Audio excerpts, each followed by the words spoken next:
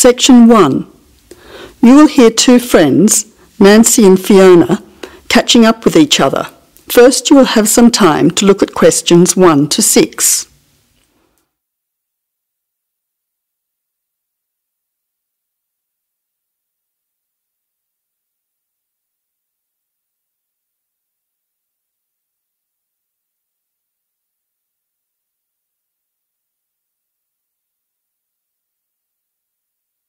You will see that there is an example which has been done for you. On this occasion only, the conversation relating to this will be repeated. Hello, Fiona. I haven't seen you for ages. Hi, Nancy. It must be 2 years, I think. Has it been that long? It seems like yesterday that we were regularly catching up with each other on Friday mornings at that cafe around the corner from you. It has been 2 years since Nancy has seen Fiona, so you circle B, 2 years. Now listen carefully and answer questions 1 to 6. Hello, Fiona. I haven't seen you for ages. Hi, Nancy. It must be 2 years, I think. Has it been that long? It seems like yesterday that we were regularly catching up with each other on Friday mornings at that cafe around the corner from you. Yes, I remember our chats at Cafe Bellissimo over a nice hot coffee and cake. Do you still work part-time or are you busier now? Well, actually, since I saw you last, I've had a baby girl who's with her grandmother at the moment, so I'm free to pay bills and do grocery shopping. What about yourself? What are you up to these days? Well, actually, I've started my own business, so I'm pretty busy. I'd call it full-time work myself, although the hours are very flexible. Wow, that sounds really fascinating. What sort of business is it? Well, we were initially going to open a shop, but we thought it would be easier to sell our product online. And a market stall would have been too hard to manage. We also thought it would be a great idea to sell not just in Perth, but all over Australia as well. So what do you sell? We're selling children's costumes from around the world. Interesting. How did you come up with the idea? As you know, Perth is such a multicultural society. At my children's school, there are so many immigrant children. Many of the families find it difficult to get traditional things from their culture, including clothes for special celebrations. With our extensive business travelling over the years, we have made numerous contacts in many countries. You now have 20 seconds to look at questions 7 to 10.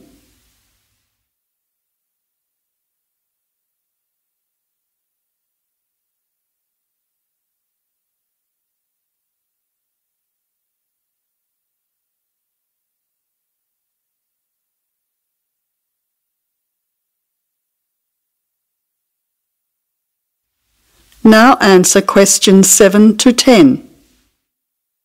So how many countries' costumes do you sell? At the moment, I have a good range of countries. I have access to 10 from Africa and similarly from Asia with 10 nationalities. I have slightly more from the Americas with 13 and more again from Europe with 25. Unfortunately, I only have 6 for the Pacific region, but I'm expanding all the time. When do you find time to run your business? Well, that's the problem at the moment. I have so many things to organise, but I don't have enough time to do everything. Do you see an accountant or do you do your tax yourself? I get all of my receipts and expenses together, but then I go to an accountant who fills in my tax return as it takes me too much time. What about your website? You said that your company's growing all the time. Yes, it's true that my website continually needs to be updated, but it only takes me a short time each week to do it. So that is one area I can manage myself. Do you advertise your business anywhere? Where do your customers come from? It's interesting you should ask. Most of my business is word of mouth, but I do hand out a lot of business cards. I get them done by the local printer, although I must admit that they are rather plain. I need to add a little colour when I get time to redesign them in the future. Well, it's been great catching up with you and finding out all about your business. I'm very interested in looking at your website when I get home. Here's my business card so that you can email me for our next get-together. Don't bother about a babysitter next time. Bring your daughter with you, as I'd love to meet her. That sounds like a great idea. See you soon. Goodbye. That is the end of section 1. You now have half a minute to check your answers.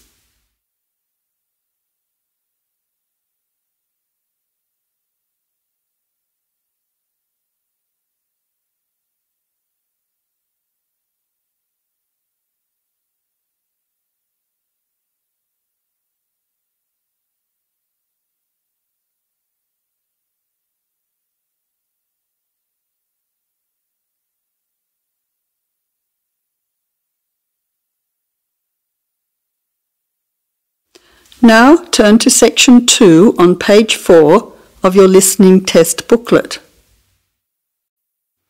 Section 2. The Overseas Students Club is organising a tour of the city to help new students to find their way around. You will hear the tour guide giving them a talk about what will happen the next day and some instructions as to what to do.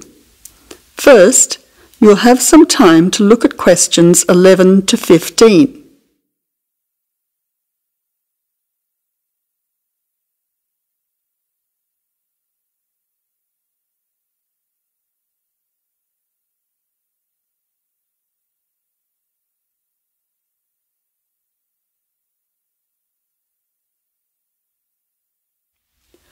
Now listen carefully to the first part of the talk and answer questions 11 to 15.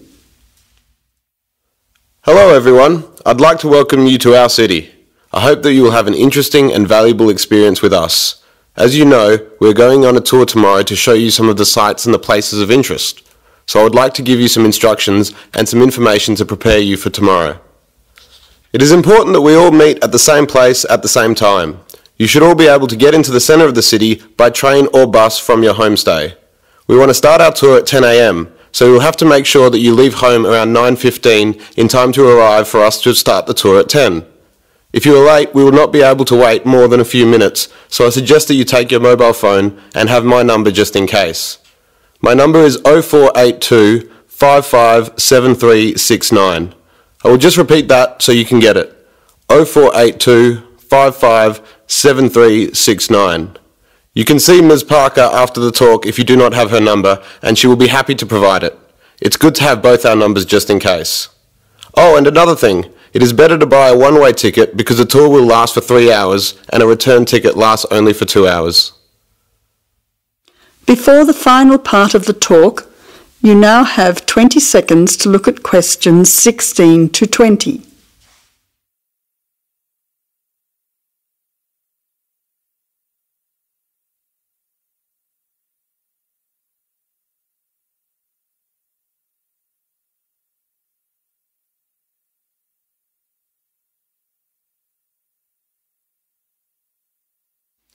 Now answer questions 16 to 20. Now, we're meeting at the town hall. You should be able to make your way there from the bus or train stations, which are both in Flinders Street. It is only a short walk from both stations. If you're coming to the city by train, the town hall is straight ahead of you when you exit the station. Just walk up Collins Street and you will see it on the left after the traffic lights. If you come in by bus, you will need to turn right at the exit, then take the first street left, which is Collins Street. You will see the town hall on your maps. So if you have your maps with you, it's a good idea to mark the route now. Now, there will probably be quite a few people around in the city when you arrive, so it is important that we can find each other. Please don't go inside the building. We should all meet outside on the steps of the town hall to make sure we don't miss anyone. From there, we will be visiting a few places of interest. We will make our way to the library, which is in the same street. It will take us about 10 minutes on foot. It is a good library for students, so we'll be giving you about 20 minutes to have a look around at the facilities. That probably won't be enough time for all of you to join the library, so you'll have to come back at another time to do that. It might be a good idea to pick up a membership form before you leave. From the library, we will turn right into William Street, where you will see a cinema on the left. This is popular with the students, and it shows some interesting art house movies. On the way, you might want to check out what is showing there at the moment. Diagonally opposite the cinema is the art gallery. There will be time, about 15 minutes, for a quick look at some of the exhibits. You will probably want to return by yourself for a longer visit another time. From there, we will walk up to the main street, which is Wellington Street on your maps. It's around the next corner from the art gallery, and we'll show you some cheap but excellent restaurants, as well as cafes and bars, which I'm sure you will find useful in your free time. They are frequented by many of the students here, so I recommend that you come back later to sample the food and atmosphere. It is a good way to meet some of the local students as well. Well, I said that it would take about 3 hours. This is because we will be stopping at the park for a picnic lunch. The park is a 15-minute walk along the main street from the restaurant area. We will be supplying the lunch for everyone, so you won't need to bring anything. However, you will need to bring or buy your own drinks. If anyone has any special dietary requirements, please see me or Ms. Parker after this talk. Oh, and please make sure that you wear some comfortable clothes. Sensible walking shoes are advisable, as you will be doing quite a lot of walking. It is also a good idea to bring some sunscreen and a hat, as the sun can be quite strong at this time of the year. Finally, although the tour is free, you might want to bring some extra money with you for drinks or souvenirs. Well, I hope you all enjoy the tour and get to know each other. I'm sure we'll have a great day. Now, anyone who needs to see me? That is the end of section 2. You now have half a minute to check your answers.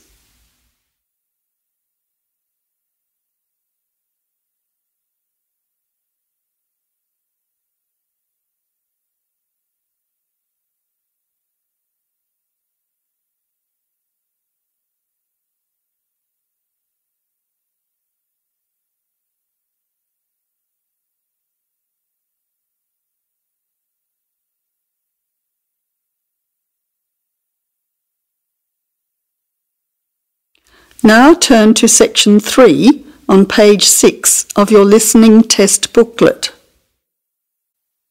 Section 3. You will hear a student, Sandra, talking to a student advisor about her approaching exam.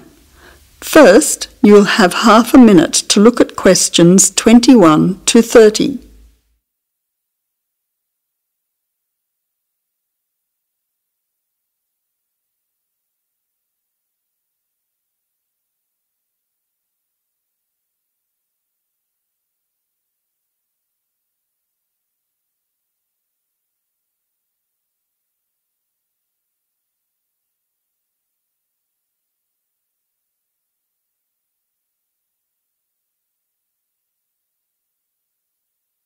Now listen carefully to the conversation and answer questions 21 to 30. I've got an exam tomorrow and I'm worried about how it will go. Do you have any tips? I think I'm well prepared. I've done all the revision and I've been practicing lots of exam questions, but I still feel nervous about the exam itself. I know what you mean. But if you're well prepared, you should be fine. You just need to stay calm and keep reminding yourself that you are prepared. That's easy to say, but in an exam, unexpected things happen. Well, there are a few things that I found helpful. You don't want to run out of energy or feel sleepy during the exam, so make sure you eat something beforehand. Also, it's a good idea to leave home early to allow for any traffic jams or parking problems. You don't want to arrive late, or even worse, miss the exam altogether. That's good advice. But if I get there too early, I might start getting nervous while I'm waiting. That can happen, especially if you start talking to others about the exam. You know how they can start saying things like, there's bound to be a question on such and such, or most people failed this subject last year. I found that this kind of talk can just make you panic.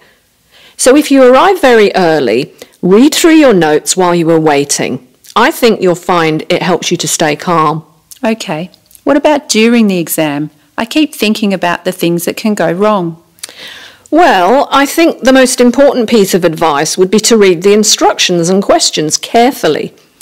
Make sure you know how many questions and sections there are so that you don't miss any. Then make sure you know how you're expected to answer them. Yeah, it would be terrible to fail because I missed a whole question or section. That's right.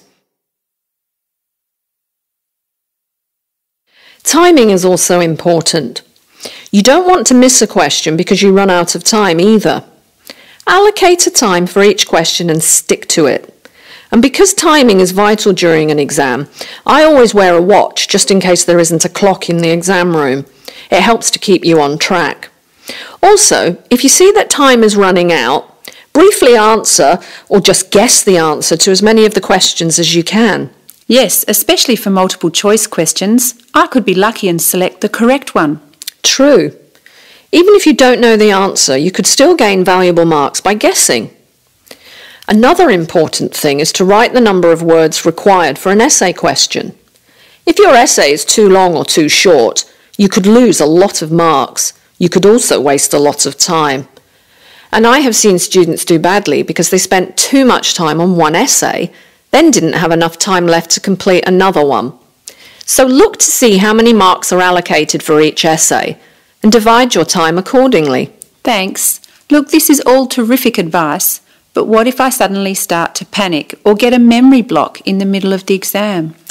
Well, you have to think positively. You know you are prepared and you know that you can pass. As soon as you feel yourself starting to get panicky, relax and take slow, deep breaths. You should allow yourself to take a few seconds to stretch your arms, legs, neck and back occasionally too. I found that this helps. It can also be useful if you start to feel physically tired during the exam. Yes, I can see how that could help. I'm feeling more relaxed as we speak. Good. Oh, and one more thing. It's not a good idea to leave the room before the time is up, even if you have finished all the questions. Spelling, grammar and punctuation mistakes can make a difference to your marks. So try to leave some time at the end for checking your answers. I don't think I'll be leaving early somehow. Look, you've been really helpful. I'm very grateful. Not at all. You're welcome. Just remember that you've worked hard on your preparation and you are familiar with the exam. Think positively and stay calm. I'm sure you will do well. Good luck for tomorrow. Thank you very much. That is the end of section 3. You now have half a minute to check your answers.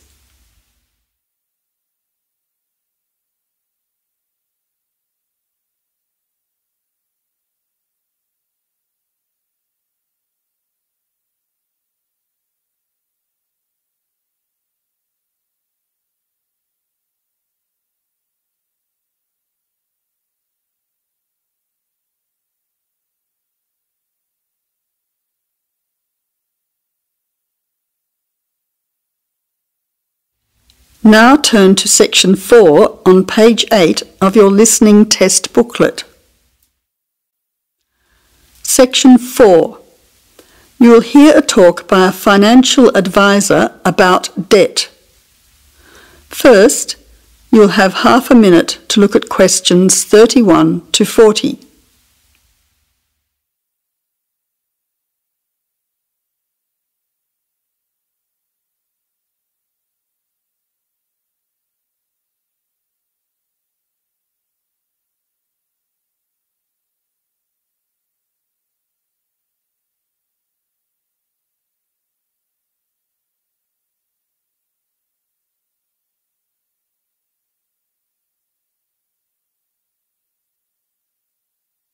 Now listen carefully to the talk and answer questions 31 to 40. Welcome to today's public lecture on the topic of personal debt. I'm Ray Goodman from the Community Debt Centre, and I'd like to present to you today the second part of our 3-lecture series. Today we're going to look at how debt affects our lives. Debt is nothing new. It's found throughout human history and in every society. Many people know what it feels like to be in debt. Those of you who have bought a house will probably have a mortgage. Perhaps you have borrowed money from family or friends or got a loan for a car. Debt can sometimes be a way of juggling financial commitments and of paying in advance for things that you really need. For everyday living, you might not earn enough money from your job to pay for all the things that you need. You may require a little extra money in the form of credit cards. But debt has a darker side. Imagine how you would feel if you were deeply in debt and unable to repay what you owed. The consequences for many people can be disastrous. Today, people in the richer countries of the world live in a society where credit is easily accessible. Banks, building societies and credit card companies often encourage people to take out loans. They then make money by charging interest. For very low income earners, borrowing from a bank can be impossible.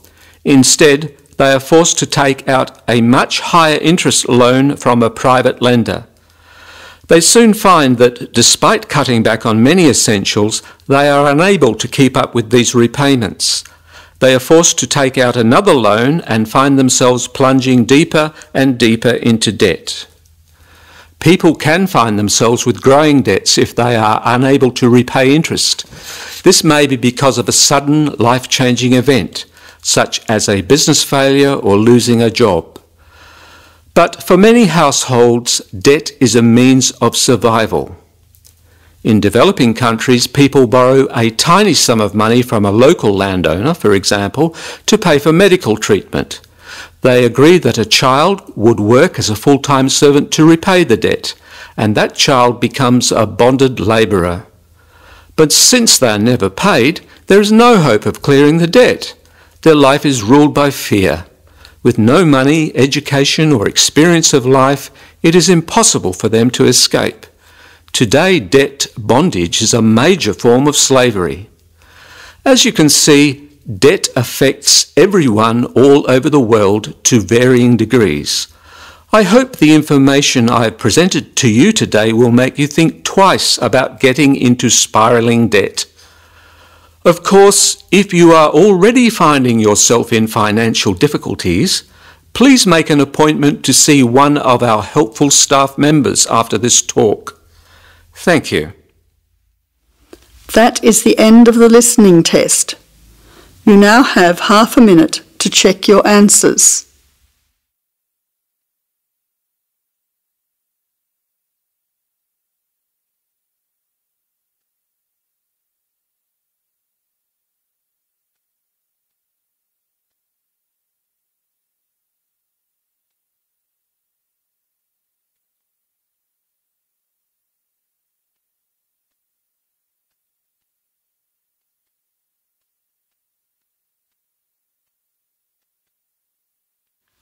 You now have 10 minutes to transfer your answers to the listening answer sheet.